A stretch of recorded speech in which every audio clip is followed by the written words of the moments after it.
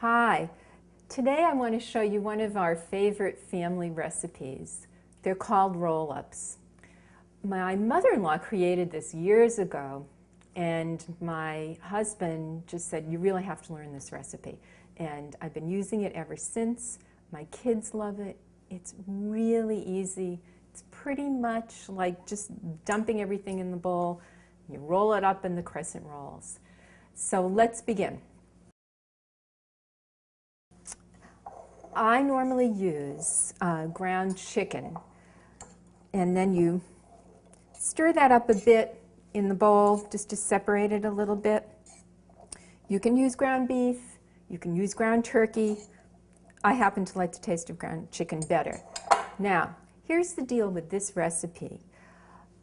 You just start putting in amounts, and you can go by the recipe amounts. First I'm putting in onion powder. But the smell factor is like the most important piece here. With this onion powder, then I come on down a little bit, and I smell, that smelled pretty good. I'm definitely smelling it. So after you put in every seasoning, you stir it up. Once again, smell it. Yep, I'm smelling it. Okay, so I use that. Now I'm going to use garlic powder. Put it in, stir it up.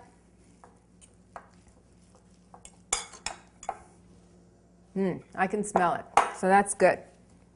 All right, now we have tarragon.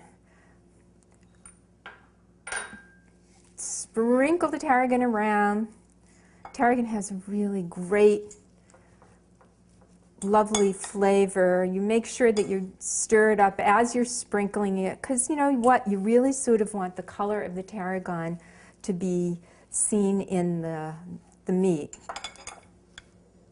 That's pretty good. Okay, and basil. I love basil.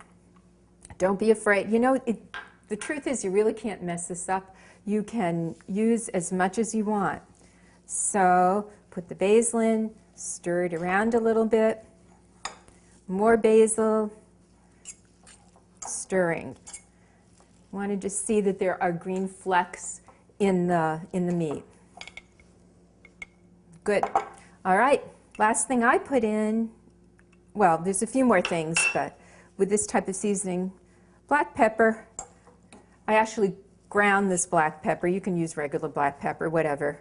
I don't normally cook with salt, and I really don't think that it needs salt, but you can certainly put it in if you want to.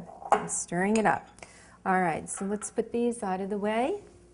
And now we have some mustard, plain old regular mustard you would put on a hot dog. 1, 2, 3 squirts.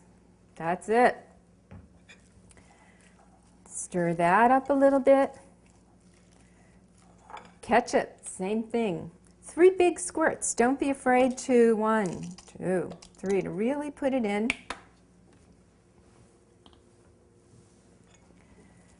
And you stir. This takes a little bit more stirring.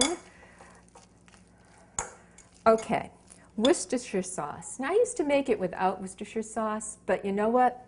It adds just a little punch. So 1, 2, 3, bam. Stir that up. And the last thing is breadcrumbs, just to hold it together a little bit.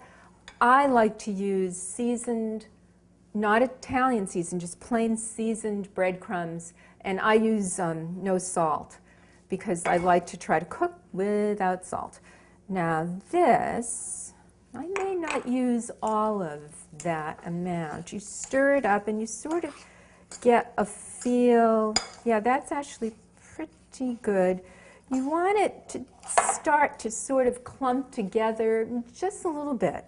And truthfully, the amounts are really not important here. Just the smell is the important factor. All right. That's the major part of it.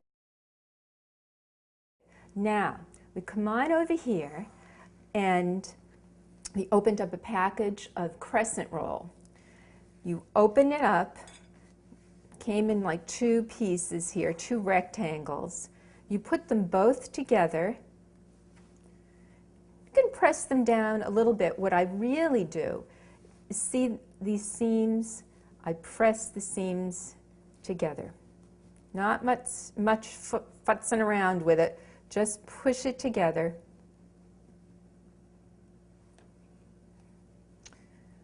Okay. Then you can take it bit by bit, however you best feel you can get this meat on here.